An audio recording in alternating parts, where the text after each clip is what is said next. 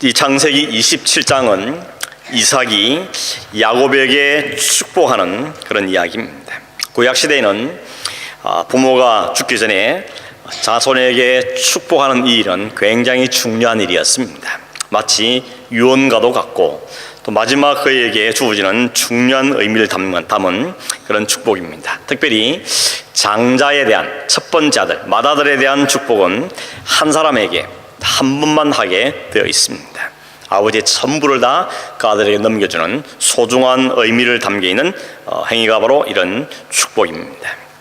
오늘 그런 축복에 대한 이야기를 하고 있는데, 그러나 오늘 성경에 읽어보신 대로 여기에는 여러 가지 복잡한 일들이 섞여 있는 것을 볼 수 있습니다. 우선 1절에 보시면 이렇게 시작하죠. 이삭이 나이가 많아 눈이 어두워 잘 보지 못했다. 나이가 많이 들었다 하는 것을 가장 먼저 느끼는 신체 중 하나가 시각이죠. 눈입니다. 잘 안 보이는 것이죠. 그래서 돋보기를 써야 보이고 하는 일을 경험하게 되는 것입니다. 옛날에 우리 어르신 목사님들께서 이제 연세가 많이 되시니까 설교하다가도 돋보기를 써서 원고를 보시고 또 앞을 볼 때는 돋보기를 벗으시고 그렇게 하던 모습이 좀 기억이 났습니다. 근데 어느 날부터인가 저도 설교하려고 원고를 보는데 원고가 안 보이는 겁니다. 이게 큰일 났다, 이게 이런 생각이 들었습니다. 근데 요즘에는 워낙 이게 멀티 이런 게 잘 돼 있죠. 그래서 안경 안에 그냥 다 넣어놓기 때문에 지금 멀쩡해 보여도 이렇게 멀티를 갖고 지금 제가 원고를 보고 있는 것입니다. 성경에는 눈이 흐리다 혹은 잘 안 보인다 할 때 단순히 나이가 좀 많이 들었기 때문에 시력이 나빠졌다 그런 뜻도 있지만, 그런 의미보다는 영적인 의미를 부여해서 영적인 시력, 영적인 눈이 나빠졌다 혹은 영적인 분별력이 떨어졌다 할 때도 눈이 흐려졌다 이런 표현을 사용합니다. 예를 들면 신명기 34장 7절에 보면 모세가 죽을 때 나이가 120세였지만 눈이 흐리지 않았더라 이렇게 말하죠. 반면에 사무엘상 4장 15절에 보면 제사장 엘리의 나이가 98세였는데 그의 눈이 어두워서 보지 못하더라 이렇게 이야기하고 있습니다. 여기 눈이 흐려졌다 이 말은 무슨 신비한 걸 못 본다 뭐 이런 의미가 아니고 하나님께서 하시는 것 혹은 하나님의 역사를 볼 수 없는 것, 영적인 분별력이 떨어진 것, 그걸 가리켜서 눈이 흐리다 이런 표현을 사용하고 있는 것입니다. 이게 단순히 나이 문제가 아니고 영적인 면을 이야기하는 것입니다. 모세는 120세가 되어서 죽었죠. 그러나 120세가 되어서 죽을 때까지도 눈이 흐리지 않았다 이 말은 그만큼 건강했다 이런 뜻도 있는지 모르겠지만, 더 중요한 의미는 그가 120세가 되고 죽을 때까지도 하나님을 향한 영적인 분별력이 흐트러지지 않았다 그런 의미를 담고 있는 것이죠. 그래서 모세는 비록 그가 가나안 땅에 들어가지는 못했지만 가나안 땅에 들어가는 백성들 다 모아놓고 하나님의 말씀, 하나님의 뜻, 그리고 너희들이 들어가서 해야 될 모든 일에 대해서 이 모세는 아주 담대하게 이야기했고 그 백성들은 그 모세의 말에 귀를 기울였습니다. 그리고는 그가 죽었을 때 30일간이나 애곡했다 이렇게 말하고 있습니다. 반면에 엘리사장은 그보다 훨씬 나이가 적은 98세였지만 이미 그는 눈이 흐려졌다 그랬습니다. 그 말은 영적인 분별력을 상실한 것입니다. 무엇이 하나님이 기뻐하는 것인가, 어떻게 하는 것이 하나님의 것이 합당하신가 하는 점에서 희미해졌다는 것입니다. 여러분, 단순히 나이의 문제가 아니라는 것이죠. 이렇게 영적인 분별력을 잃게 되면, 상실하게 되면 나타나는 현상이 아무런 영적인 영향력을 발할 수 없다는 것입니다. 영적인 눈이 어두워지고 영적인 분별을 잃게 되면 영적으로 영향력을 발할 수 없습니다. 그것이 가장 먼저 드러나는 곳이 가정이었습니다. 자녀들에게 아무런 영적인 영향력을 줄 수 없다는 것이죠. 아버지가 혹은 어머니가 무슨 영적인 말을 해도 자녀들이 전혀 듣지 않는 것이죠. 들을 이유가 없다고 생각하는 것입니다. 엘리의 경우가 그랬습니다. 엘리의 아들들이 행실이 굉장히 나빴습니다. 하나님께 드리는 제사를 멸시했다고 말하는데, 하나님께 드리는 제사를 드리기도 전에 고기를 마음대로 가져가기도 하고, 또는 고기를 익히지 말고 생고기를 달라고 중간에 가로채기도 했습니다. 이 사람들은 벌써 생고기가 더 맛있다는 걸 알았던 것이죠. 그래서 그들 가져가기도 했습니다. 이런 이야기를 대해서 엘리 제사장도 들었습니다. 알았습니다. 그런데 자녀들에게 아무런 말도 할 수 없습니다. 아마도 그것은 그의 영적인 오소리티가 없었기 때문이다 볼 수 있는 것이죠. 자녀들이 그 아버지에 대해서 그 말에 순종하지 않습니다. 아무 영향력을 발휘할 수가 없었던 것입니다. 그래서 결국 하나님이 직접 손대시는 겁니다. 이 두 아들은 전쟁에 나가서 한 날 동시에 전쟁돼서 죽습니다. 그리고 그 아버지는 엘리 제사장도 그 전쟁 소식을 듣고는 그 의자에 앉아있다가 넘어져서 목이 부러져서 죽었다 그랬습니다. 하나님께 드리는 제사를 멸시하고 또 그런 아들을 영적으로 바르게 지도하지 못한 죄를 하나님께서 물으신 것으로 이해할 수가 있는 것이죠. 오늘 본문에 등장하는 이삭도 단지 나이가 많아서 시력을 잃었다 하는 것보다는 영적인 분별력 혹은 하나님의 뜻에 대한 분별력이 무뎌진 상태다 하는 것을 이해할 수가 있는 것입니다. 1절에 다시 보시면 이삭은 자기가 나이가 많아서 이제 눈이 흐려졌다는 걸 알고는 첫째 아들인 에서를 불렀습니다. 그리고 말하기를 내가 이제 늙어서 언제 죽을지 모르는데 마지막으로 네가 해주는 그 별미를 내가 먹고 싶다. 그걸 먹고 나서는 죽기 전에 너한테 마음껏 축복하고 싶다 라고 마치 유언과 같은 이야기를 했습니다. 이삭이 마지막으로 맛있는 음식을 먹고 싶어하는 걸 보면 나이는 많이 들었어, 눈은 흐려졌지만 아직 입맛은 안 간 것 같습니다. 맛있는 걸 아는 것이죠. 그 맛있는 걸 먹고 싶어하는 것입니다. 여러분, 입맛이 가버리면 참 그게 안타깝죠. 입맛이 없다, 아무것도 먹고 싶은 게 없다, 뭘 먹어도 맛을 모르겠다, 그럼 참 안타까운 것입니다. 이삭은 평소에 자기가 좋아하던 에서가 만들어준 그 음식, 그 고기, 그것을 마지막으로 먹고 나서 에서에게 마음껏 축복하고 싶다고 이야기를 했습니다. 어찌 보면 이 말은 단지 이삭이 음식에 대한 이야기하는 것처럼 보이지만 그렇지 않죠. 지금 말하는 그 축복이라는 것은 장자의 축복을 이야기하는 것입니다. 내가 너에게 장자의 축복을 나한테 해주고 싶다 하는 이야기를 하고 있는 것입니다. 이 말은 사실은 문제가 있는 것이죠. 왜냐하면 하나님께서 처음부터 뭐라고 했습니까? 작은 자가 자를 통하여서 하나님의 언약을 이루게 될 것이다 라고 하나님 이미 말씀하셨습니다. 창세기 25장 23절에 보니까 여호와께서 이삭에게 이르시기를 두 국민이 내 태중에 있구나, 두 민족이 내 복중에서 나누이리라. 이 족속이 저 족속보다 강하겠고 큰 자가 어린 자를 섬기겠다라고 말씀하셨습니다. 두 아들 중에 쌍둥이 중에 두 번째 아들인 야곱을 통해서 하나님께서 그 언약을 이어가겠다는 그 말씀을 이미 이들이 뱃속에 있을 때 하나님께서 주신 것입니다. 그렇기 때문에 이삭은 하나님의 말씀대로라면 당연히 둘째 아들인 야곱에게 축복을 하는 게 맞습니다. 그런데 이 이삭은 야곱이 아니라 에서에게 축복하고 싶어 했습니다. 이유가 뭐겠습니까? 에서가 더 마음에 들었던 것이죠. 첫째 아들이고 사내답고 특별히 그가 해주는 그 사냥한 고기는 너무 기가 막혀서 그 첫째 아들에게 그 모든 복을 쏟아주고 싶은 마음이 생겼던 것입니다. 여러분, 이삭이 에서와 야곱을 낳았던 것이 60살 때였습니다. 꽤 시간이 흘러갔습니다. 그동안 하나님의 그 언약에 대한 말씀을 이 이삭이 잊어버렸을 것인가? 그렇지는 않겠죠. 하나님의 그 언약의 말씀을 잊을 수 없는 것입니다. 그런데도 불구하고 그는 첫째 아들인 에서에게 복을 주겠다고 지금 말하고 있습니다. 이유는 뭐겠습니까? 하나님의 언약, 하나님의 말씀을 살짝 옆으로 밀어버린 것입니다. 그리고는 자신의 취향, 자신의 생각, 자신의 욕구를 따라서 자신의 판단대로 그 아들에게, 에서에게 복을 주겠다고 생각하고 있는 것입니다. 하나님의 뜻은 분명하게 선포되었습니다. 큰 자가 어린 자를 섬기게 될 거다, 하나님께 말씀하셨지만 이 에서는 그 하나님의 말씀에 순종하기보다는 그 말씀을 옆으로 밀어버린 것입니다.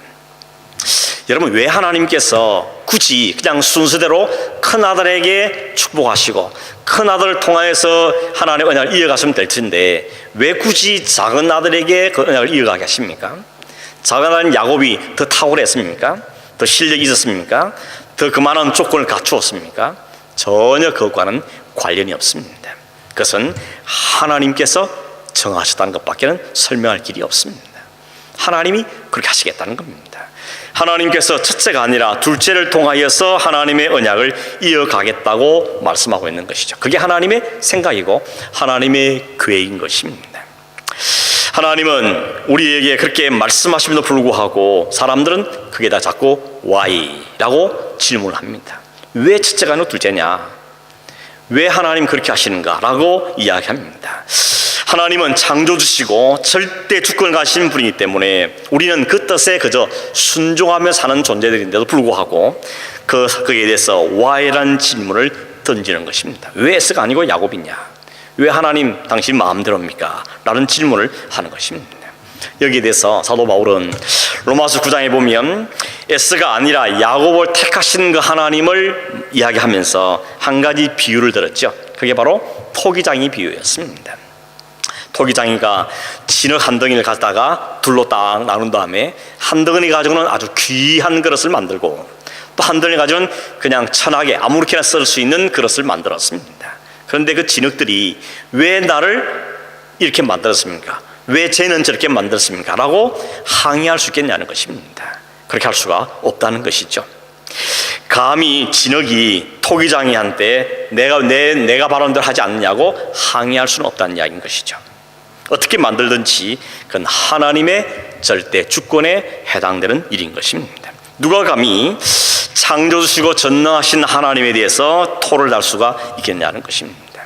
근데 왜 자꾸 우리는 Why라고 토를 다느냐 하면 그렇게 말하는 사람들은 하나님이 창조주시고 절대 권력을 가지신 분이시라는 것과 그리고 우리는 그 하나님에 의해서 만드는 창조된 피조물에 불과한 사실을 잊어버렸거나 아니면 모르거나 아니면 알면서도 그를 인정하기 싫기 때문에 하는 이야기인 것입니다. 왜 하나님 마음대로 합니까? 우리는 뭡니까? 나는 이야기하는 것이죠. 그 깊은 마음속에는 자신이 피조물이라는 사실을, 자신이 어떤 존재에 대해서 인식하지 못하고 그것을 인정하지 않기 때문에 하는 질문들이라고 말할 수 있는 것입니다. 하나님은 창조주시고 하나님 절대 권력을 가신 하나님이시기에 하나님께서 모든 걸 정하시고 그 일을 행하고 계시는 것입니다. 이걸 확실히 하기 위해서 하나님은 언제 결정했다 그럽니까? 그들이 뱃속에 있을 때, 어머니의 태중에 있을 때 그 일을 결정했다고 이야기합니다. 여러분, 어머니 뱃속에 있을 때 뭘 하셨습니까? 아무것도 한 게 없죠. 그냥 어머니가 제공해 주는 것을 공급받으면서 살았던 것입니다. 그 말은 엄마가 공급해 준 것 외에는 아무것도 할 수 있던 것이 없다는 것이죠. 그때 결정했단 말은 그 하나님의 결정에 대해서 인간은 아무런 영향력도 행할 수가 없었다는 것입니다. 다 하나님께서 결정하셨다는 것이죠. 전적으로 하나님이 하였다는 것입니다. 한 번 더 물어본다면 왜 하나님 그러면 굳이 그렇게 작은 자를 세우셨냐? 왜 하나님 그렇게 하셨는가? 라고 묻는다면 한 가지 우리가 성경을 통해서 알 수 있는 게 뭔가 하면 하나님 나라의 원리는 세상의 원리와는 다르다는 것을 우리에게 가르치기 위해서 그렇습니다. 여러분, 어떤 분은 에스가 장자의 명물을 한 팍주 한 그릇 팔았기 때문에 장자의 권을 빼앗긴 거다 그렇게 말하지만 그렇지는 않죠. 왜냐하면 이미 그 결정은 엄마 뱃속에 있을 때부터 결정난 것이라는 것입니다. 에스의 행위에 대해서 된 것이 아니라는 걸 우리에게 밝혀주고 있는 것입니다. 여러분, 세상은 당연히 형이 더 받습니다. 장자에게 축복이 먼저 가는 게 돼 있죠. 유산이 장자에게 더 많이 가는 게 세상의 위치입니다. 물론 여기 말하는 그 형이라는 것은 단순히 나이가 많다, 첫째 태어났다 그런 의미보다는 이것은 세상에서 말하는 힘인 것이죠. 더 많이 배운 사람, 더 똑똑한 사람, 더 실력 있는 사람, 더 많이 가진 사람, 노력한 사람, 이걸 대표하는 말이라고 볼 수 있겠습니다. 세상에서는 형이 많이 가진 게 너무나 당연한 이야기인 것이죠. 아무도 토달 사람이 없는 것입니다. 많이 배우고 똑똑하고 노력하고 한 사람이 더 많이 가지는 것은 너무나 당연한 이치라고 볼 수 있는 것입니다. 그런데 하나님께서는 하나님의 나라는 그 원리가 정된 나라가 아니라는 걸 우리에게 보여주시는 것이죠. 오히려 성경에는 낮은 사람, 약한 사람, 천한 사람 이런 사람들을 세우셔서 오히려 강한 사람들을 부끄럽게 하는 것을 자주 보여주십니다. 왜 그렇게 하십니까? 그렇게 해야 하나님이 하셨다는 것이 드러나기 때문에 그런 것이죠. 우리 인간은 조금만 틈을 주면, 조금만 여지를 보여주면 곧바로 자기에게 뭔가 있는 것으로 착각하고 교만을 떱니다. 그게 바로 인간의 본성이죠. 그런 인간들에게, 이런 본성에 사로잡혀 있는 인간들에게 하나님께서는, 하나님의 은혜가 축복을 받은 사람은 자신의 자격과 조건과 열심에 의해서 되는 게 아니고 하나님의 절대인 주권에 의해서 된다는 사실을 확실하게 보이기 위해서 하나님은 첫째가 아니라 둘째를 통하여서 일을 행하는 것을 보여주고 계시는 것입니다. 그게 하나님의 계획이요, 하나님의 뜻이며 하나님의 생각이었고, 그걸 미리 보여 말씀해 주셨던 것입니다. 이삭은 적어도 이 하나님의 생각을 알았습니다. 왜냐하면 들었거든요. 하나님이 확실하게 말씀하기 때문에 이삭은 들었습니다. 그리고 알았습니다. 그런데도 불구하고 그 하나님의 말씀을 한쪽으로 밀어버린 것입니다. 왜 그렇습니까? 자기 생각대로, 자기가 좋은 대로 하고 싶기 때문이죠. 내가 보기엔 이게 더 좋은데, 이게 더 바라는 것이란 거죠. 그 원리를 가지고 에서 장자에게 축복을 주려고 시도했던 것입니다. 근데 성경은 그렇게 하는 걸 뭐라 그럽니까? 죄라고 말하는 것입니다. 우리는 죄 그러면 꼭 살인, 강도, 나쁜 짓, 이런 도덕적인 것만 생각하지만 성경의 죄의 출발점은 어디 있습니까? 아담과 하와가 뭘 했을 때 죄라 그랬습니까? 하나님을 인정하지 않고 자신이 그 자리에 앉으려고 시도했을 때 성경이 그걸 가리켜서 죄라고 말했습니다. 하나님께서 에덴 동산에 아담과 하와를 만드시고 그들에게 모든 걸 제공해 주셨습니다. 축복해 주셨습니다. 그들은 그 하나님의 뜻에 순종하고 하나님께 제공하신 그 은혜 아래에 있을 때 모든 게 풍족했습니다. 모든 게 만족스러웠습니다.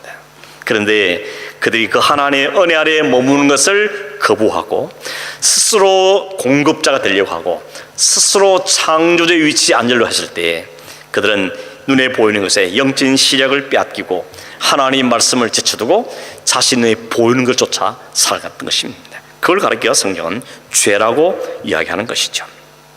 그러니 성경의 죄는 하나님을 창조주로 인정하지 않고 그분의 말씀에 순종하기보다는 눈에 보이는 대로 자기 마음과 생각이 좋은 대로, 다시 말하면 자기가 중심된 삶을 사는 것을 성경은 죄라고 말하는 것입니다. 그렇게 따지면 이 죄에서 예외될 사람이 아무도 없는 것이죠. 모든 사람이 다 자기 중심적으로 살고 있는 것입니다. 우리 하나님을 말하고 예배도 하고 그분께 기도도 하지만 사실 가만히 냉정하게 우리 안을 들여다보면 그 모든 중심에는 결국 내가 있습니다. 기도도 나를 위해서, 예배도 나를 위해서, 모든 것 중심에 내가 기준으로, 내가 중심에 자리를 잡고 있다는 것입니다. 여러분 어떻습니까? 진짜 나는 하나님의 뜻만을 산다, 나는 진짜 하나님의 은혜만을 알고 산다, 그럴 수 있습니까? 결국 하나님도 나를 위해 존재하는 분처럼 마치 나의 즐거움과 나의 문제와 해결과 나의 만족을 위해서 하나님도 존재하는 것처럼 생각하지 않냐는 것입니다.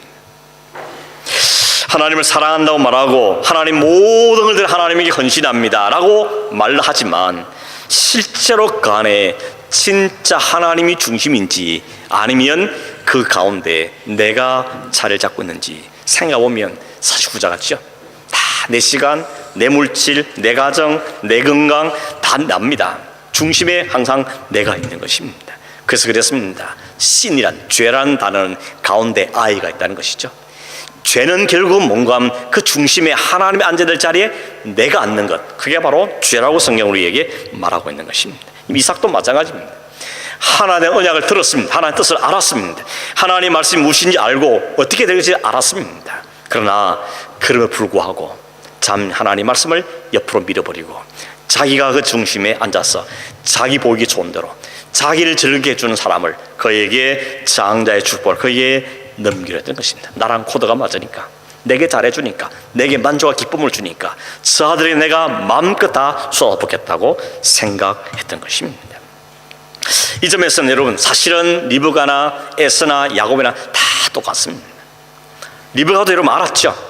자기 태중에 쌍둥이를 뱄을 때 하나님이 말씀해서 자꾸 투닥투닥 싸우니까 이게 뭡니까 했을 때 하나님이 네 중에 있는 큰 자가 어린 자를 섬길 것이라고 하나님께서 이브라에도 분명하게 말씀해 주셨습니다. 그런데 리브가는 하나님의 뜻이 동생에 있는구나 라고 알아는 그 하나님의 약속에 건기한 게 아니고, 가만히 보니까 성격도 온순하고 집안일 잘 도와주고, 그러니 엄마의 마음은 둘째에게 더 갔던 것이죠. 그리고 결국 그가 자기 조언도 했다는 게 어떻게 드러나는가 하면, 그 첫째 아들에게 이삭이 그 언약을 물려주려 했을 때 리브가 어떻게 행동합니까? 여보, 그러면 안 되죠. 하나님 우리에게 말씀한 게 있지 않습니까? 하나님의 뜻은 분명히 이렇다고 우리에게 말씀해 주는데 우리가 그 하나님의 말씀을 거스리면 되겠습니까? 라고 말했으면 좋았겠는데, 리브가 여기서 어떻게 합니까? 그도 역시 인간적인 수단과 방법을 동원해서 자기의 욕심을, 자기의 일을 처리하려고 애를 쓰고 있는 것입니다. 심지어는 야곱이 그 엄마 이야기를 듣고는, 아니 형이랑 나랑 생김새도 다른데 형은 털이 많고 나는 매끈매끈한데 아버지가 한 번만 주면 알 텐데 그 괜히 복 받으려다가 저주를 받지 않겠습니까? 라고 걱정하니까 이 엄마가 뭐라 그랬습니까? 13절에 그러지요. 내 아들아, 너의 저주는 내게로 다 돌리리니 내 말만 따르고 내가 시키는 대로 하라고 이야기합니다. 엄마의 위대함이죠. 이걸 우리는 흔히 모성애라고 말할 수 있겠습니까? 모성애일지는 모르겠습니다. 그러나 모성애일지는 모르겠지만 적어도 하나님에 대한 믿음의 태도는 아닌 게 분명한 것입니다. 만약 이런 리브가가 하나님의 그 언약의 말씀을 딱 기억하고 그 말씀을 믿는 믿음에 근거했더라면 이렇게 하지 못했을 겁니다. 이렇게 인간의 수단과 방법을 동원해서 그 축복을 가로채서 작은 아들에게, 내가 좋아하는 작은 아들에게 주어야 되겠다고 그렇게 행동할 수는 없었을 겁니다. 왜 그렇습니까? 그녀는 조바심이 난 겁니다. 가만히 보니까 가만 그냥 있으면 이 첫째 아들에게 모든 복이 다 넘어갈 것 같으니까 마음에 위기감을 느낀 것입니다. 그래서 뭔가를 해야 되겠다고 본능적으로 반응하는 것이죠. 이 모습이 오늘 우리의 모습인 것입니다. 오늘 우리들 역시 일이 빨리 안 되면 조바심이 먼저 나고 가만히 있을 수가 없습니다. 진득하니 기다릴 수가 없습니다. 그래서 심지어는 하나님의 계획도 자신이 좀 앞당기려고 하거나 하나님이 계획이 이루어지는 내가 좀 도와야 되겠다고 하는 그런 시도도 하게 되는 것입니다. 그래놓고 나중에 내가 다 하나님 위해서 한 것이지, 하나님 뜻이 이루어지기 내가 한 거라고, 내가 나적으로 한 것이 아니라고 이렇게 자신을 합리화하는 경우가 있다는 것입니다. 여러분, 목적이 좋으면 수단과 방법은 아무래도 좋으냐? 그럴 수는 없는 것이죠. 여러분, 우리가 한번 생각해 보면 만약에 야곱이 어머니의 도움을 받아서 축복권을 중간에서 가로치지 않았더라면 그 축복은 정말 에서에게 넘어갔겠는가? 그렇겠습니까? 그럴 수 없습니다. 우리는 착각하면 안 되는 것이죠. 야곱이 축복을 가로채었기 때문에 그가 축복을 받은 게 아니고 본래 하나님께서 그에게 주기로 작정하셨기 때문에 그에게 넘어간 것입니다. 이 점을 우리는 오해하면 안 되는 것이죠. 그러나 리브가는 역시 똑같은 인간의 수단과 꼼수를 동원해서 자신의 뜻을 이루겠다는 것입니다. 이게 인간들의 아주 모습인 것입니다. 신앙인에게도 나타나는 모습입니다. 말은 하나님을 말하고 기도도 하지만 실제는 다 자기 생각, 자기 수단 가지고 말씀과는 관계없이 행동하는 것이 오늘 우리의 현주소인 것입니다. 여러분, 겉으로 보기에는 리브가 성공한 것 같지 않습니까? 치밀한 작전 끝에 아주 계획을 잘 세워서 성공한 것처럼 보입니다. 위험을 무릅쓰고 저주까지 감당하기로 작정하고 그 아들에게 그 복이 넘어가도록 하는데 성공한 것 같습니다. 그런데 이후에 보니까 그날 이후로 리브가는 그 야곱을 떠나보내야 됐습니다. 형제간에 불화가 생기고 형이 동생을 미워한다는 알고는 그 리브가는 야곱을 데리고 있을 수 없어서 자신의 고향 외삼촌이 있는 곳으로 그를 보내게 된 것이죠. 그리고는 죽을 때까지 다시는 그 아들을 볼 수가 없었던 것입니다. 그 어머니의 말을 듣고 형과 아버지를 속였던 야곱 역시도 그의 행동은 절대 정당화 될 수가 없었습니다. 앞으로 야곱에 대해서는 계속 살펴보겠지만 성경은 하나님의 축복을 너무 소중히 여기기 때문에 하나님의 축복을 향한 야곱의 열심, 그렇게 설명하지 않습니다. 오히려 성경은 야곱을 사기꾼으로 말하죠. 그래서 형에게 쫓김을 당하는 삶을 살게 되고 외삼촌에게 속이는 삶을 살게 되고 그가 당했던 일에 대한 모든 대가를 아주 톡톡히 치르게 되어집니다. 나중에 야곱이 그러죠. 내가 참한 세월을 살았습니다. 평안한 세월을 살았다고 그게 이야기합니다. 그래서 결국은 하나님이 야곱을 완전히 죽여버리시고 그에게 이스라엘로 태어나게 하신 것이죠. 그 인간의 한 그 대가는 다 치르게 하시고 결국 하나님이 그를 다시 만들어내신 것을 성경은 우리에게 보여주고 있는 것입니다. 에스도 마찬가지죠. 에스도 막 소리 높여 웁니다. 그리고 아버지한테 내게 복도 안 남겨놓냐고, 나에게 똑같이 복 달라고 그렇게 때를 쓰며 졸라댔습니다. 한편으로 인간적으로 생각할 때는 에스가 좀 억울해 보이긴 하죠. 늘 동생한테 쏘아가지고 약삭빠른 동생에게 당하게만 형, 이런 인식이 있습니다. 그러나 성경은 우리에게 그렇게 말하지 않습니다. 히브리서 12장 16절 17절에 보면 성경은 에스를 가르쳐 말하는가 하면 한 그릇 음식을 위하여 장자의 명분을 판 망령된 자라고 말합니다. 사도 바울이 눈앞에 있는 이익을 위해서 정말 소중하고 영원한 가치를 버려버리는, 포기해버리는 어리석은 삶을 경고할 때 이 에스를 샘플로 들고 있다는 것입니다. 에스는 장자의 명분을 빼앗긴 것이라기보다는 스스로 그 병물을 팔아버린 면도 있다는 것이죠. 결국 에스는 복이 아니라 저주를 듣게 되는 것입니다. 그리고 그 마음속에는 동생을 향한 분노와 원함을 품게 되는 것입니다. 오늘 이 사건은 여러분, 이 사건 속에 보면 인간에게 볼 수 있는 모든 모습이 다 담겨 있지 않습니까? 온갖 술수와 거짓과 속임수와 기만과 무정함과 약삭빠름과 어리석음, 인간들이 만드는 세상 모습이 오늘 이 성경 속에 그대로 다 들어있는 것입니다. 오늘 세상도 온갖 거짓과 술수와 기만과 속임수로 자신의 앞길을 열어가고 야망을 이루기 위해서는 수단과 방법을 가리지 않는 이 야곱의 모습이 오늘 세상의 모습인 것입니다. 우리의 모습이라는 것이죠. 근데 여러분, 정말 놀라운 건 뭔가 하면 이렇게 뒤죽박죽이고 뒤섞여 있고 온갖 인간의 것, 냄새나는 것들이 다 섞인 이 속에서 한 분, 이 등장하진 않지만 이 중요한 사실은 이 야곱을 끝까지 붙잡고 그를 추격해서 그를 붙잡아서 그를 하나님의 언약의 백성 이스라엘로 만들어내시는 하나님이 이 속에 있다는 것입니다. 결국 이삭의 시도는 실패로 돌아갑니다. 왜냐하면 하나님의 뜻이 아니기 때문에 당연히 실패할 수밖에 없죠. 가짜 에서가 왔다가 물러나와서 진짜 에서가 나타나니까 이삭이 기겁을 합니다. 하얗게 질리는 것이죠. 오늘 30절에 보면 이삭이 심히 크게 떨었다 그랬습니다. 이 말은 뭔가 하면 두려움과 공포와 충격으로 사시나무 떨듯이 하나님의 벌벌 떨었다는 것입니다. 이삭은 그제서야 자신이 무슨 짓을 했는지 깨닫게 된 것입니다. 아무도 모르게 일했는데 그 일에선 그게 다 들통이 난 것이죠. 큰 충격에 빠진 것입니다. 야곱이 자기를 속였다는 것도 충격이었겠지만, 혹은 자기가 살아온 에서에게 축복을 못한 것도 충격이겠지만, 무엇보다 큰 충격은 하나님의 언약이라는 것이 분명하게 드러나게 된 것입니다. 하나님께서 아이들이 태중에 있을 때 이미 말씀해 주신 언약이 있음에도 불구하고 그가 하나님의 뜻을 무시하고 하나님 말씀과 관계없이 자신의 생각대로 큰아들에게 축복하려고 시도했는데, 결과적으로는 하나님의 말씀대로 야곱에게 축복하고 만 것, 그 사실을 통해서 이삭은 사시나무 떨듯이 소름 돋듯이 그런 두려움에 떨리게 된 것입니다. 그런 말하는 것이죠. 결국 하나님의 약속대로 된 거구나. 결국 하나님의 말씀대로 이루어졌구나. 내 인간의 노력과 의지와 방법으로 되는 것이 아니고 결국 하나님께서 계획하시고 말씀하시고 언약하신 대로 모든 일은 된다는 것을 이삭은 다시 한번 분명하게 깨닫고 확인하게 되어진 것입니다. 내 축복권이라 생각했는데, 내 마음대로 할 수 있는 걸 생각했는데 내 마음대로 할 수 있는 게 아무것도 없더라는 것입니다.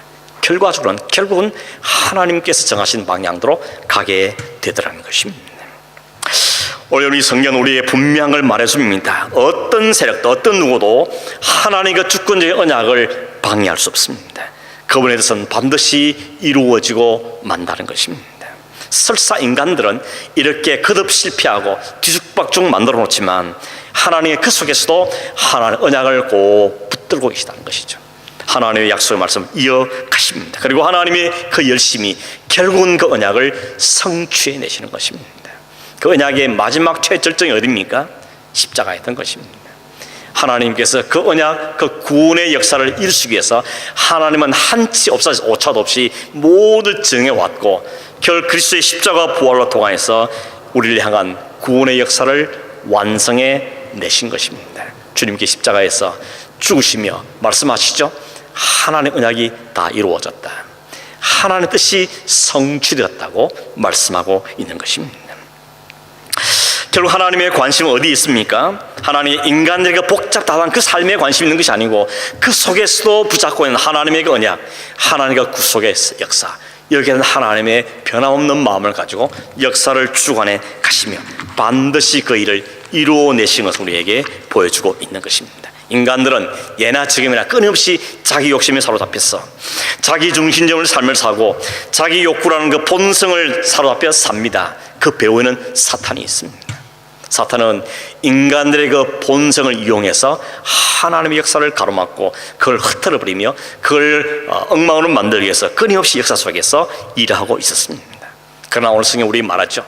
하나님의 그 언약, 하나님의 구원의 역사는 결단코 막을 수가 없는 것입니다. 그 놀라우신 하나님의 역사심, 오늘 우리에게 약속으로 주어진 것이죠. 그 하나님의 크심과 그 하나님의 신실하심과 그 하나님의 무궁하신 긍휼과 인자하심이 오늘 우리에게 허락되어진 것입니다. 이것이 오늘 우리에게 주어진 하나님의 언약의 축복인 것이죠. 결국 이삭은 자신의 의도와는 달리 야곱에게 축복하고 말았습니다. 그러고는 분명히 깨닫게 된 것이죠. 하나님의 뜻은 내 것과 상관없이 이루어진다는 것을 알게 되어주고 그에게 축복했던 것입니다. 축복하고 나서 그는 축복을 했는데, 그 축복의 내용이 뭔가 하면 하나는 땅에 대한 것이었고 하나는 온 열국을 통치하게 될 것이라는 것이었습니다. 근데 알고 보니까 이 축복은 결국 아브라함이 했던 축복과 똑같은 축복이었습니다. 아브라함이 했던 축복이 이삭에게 이어진 것이고 이삭이 한 축복이 야곱에게 똑같이 이어진 것이라는 것입니다. 하나님께서는 그 언약을 이루시기 위해서 사람들이 거듭 실패해도 하나님 자기의 언약을 결국은 성취해 가셨고, 그 언약의 마지막 종착점이 그리스도였던 것이죠. 예수 그리스도의 오심을 통하여서 하나님께서 아브라함과 이삭과 야곱을 통해 주셨던 그 언약을 성취해내시고 이루어 내셨다는 것입니다. 오늘 성경에 보면 마음껏 축복한다는 단어가 여러 번 나옵니다. 4절에 보면 이삭은 에서에게 마음껏 축복하고 싶어 했습니다. 반면에 19절에 보면 야곱이 중간에 세치를 하면서 아버지 내게 마음껏 축복해 주십시오 라고 이야기합니다. 25절에 보면 이삭은 야곱이 에서인 줄 알고 그에게 마음껏 축복했습니다. 31절에 보면 이번에는 진짜 에서가 나타나서 아버지에게 별미를 드리면서 아버지 내게 마음껏 축복해 주십시오 라고 요청합니다. 근데 여러분, 그 마음껏 축복이라는 것이 인간의 마음대로 되는 것이 아니라는 것입니다. 이삭의 마음도 에서의 마음도 야곱의 마음도 아니고 하나님의 뜻대로 하나님이 계획하신 곳에 하나님 그 일을 이루신 것을 우리에게 보여주고 있다는 것입니다. 그럼 오늘 우리는 어떻게 해야 됩니까? 우리 어떻게 해 살아야 되겠습니까? 우리는 끊임없이 하나님의 뜻이 어딘지를 묻고 또 물어야 하는 것이죠. 그리고 내 생각을 죽이며 하나님의 뜻이 서기를 위해서 우리는 하나님의 겸손하게 엎드려야 되는 것입니다. 야곱이 죽기 전에는 이스라엘이 태어날 수가 없었습니다. 우리의 개인적인 욕망과 욕심과 인간의 야망이 사라지지 않는 한은 하나님의 뜻이 설 수가 없다는 것입니다. 그리고 더 확실한 것은 하나님 그 어떤 방에도 불구하고 하나님의 역사, 하나님의 뜻을 이루신 분인 것을 우리에게 말씀하고 있는 것입니다.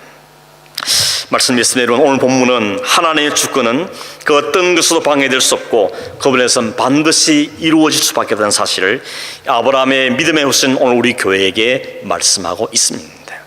우리가 믿는 그 하나님은 창조주시며 섭리자시고 언약의 하나님이시며 그 언약을 완성하신 하나님이시라는 것이죠. 그 어떤 사람도 그 어떤 세력도 사탄도 그 하나님 언약을 피할 수 없습니다. 방해할 수 없습니다. 그 언약 아래에 우리가 있다는 사실이 얼마나 놀라운 축복인지 알 수 없는 것입니다. 우리는 여전히 야곱처럼, 우리는 여전히 에서처럼, 우리는 여전히 리브가처럼 우리 여전히 이삭처럼 살고 있지만 그 속에 하나님 우리를 다시 만들어내셔서 하나님 백성으로 만드시며 그 하나님 언약의 축복을 누리게 하시는 것이 하나님을 우리 주시는 말씀의 내용인 것입니다. 여러분, 우리의 조건과 관계없이 하나님 우리에게 이 축복 가운데 거하신 것이 얼마나 놀랍고 감사인지 모르는 것입니다. 그런 우리에게 하나님 기대하는 것은 찬양해 드리는 것입니다. 하나님을 인정해드리고 하나님을 찬양해드리고 하나님께 감사하며 주님 높여드릴 때 하나님께 그걸 통한 영광을 받으시는 것입니다. 우리 모두가 이 원리를 잘 이해하고 깨닫고 하나님의 뜻에 순종하며 믿음으로 살아가는 언약의 백성의 삶을 사는 온 성도 되기를 주의 이름으로 축원합니다. 기도하겠습니다. 하나님 아버지, 감사합니다. 생각하는 것이, 말하는 것이, 행동하는 것이, 마음에 품고 결정하는 것들이 다 뒤죽박죽이며 자기 눈에 보이는 것과 욕심을 따라 살 수밖에 없고 그렇게 살아가는 저희들임에도 불구하고 하나님께 우리를 향하신 그 언약을 놓치지 아니하시고 반드시 이루어내심으로 우리 안에 그리스도를 심기우시고 그리스도 주시는 놀라운 생명 가운데 거하게 하시며 오늘도 우리를 하나님 백성으로 만들어 가시며 이끌어 가시는 그 하나님 우리를 받으시고 우리를 다스리시고 주관해 주셔서 우리를 하여금 그 하나님의 은혜를 깨닫고 더 분명히 알아가며 그 하나님께 순종하며 그 하나님을 찬송하는 삶을 사는 저희 되게 하여 주시옵소서. 예수님 이름으로 기도하옵나이다. 아멘.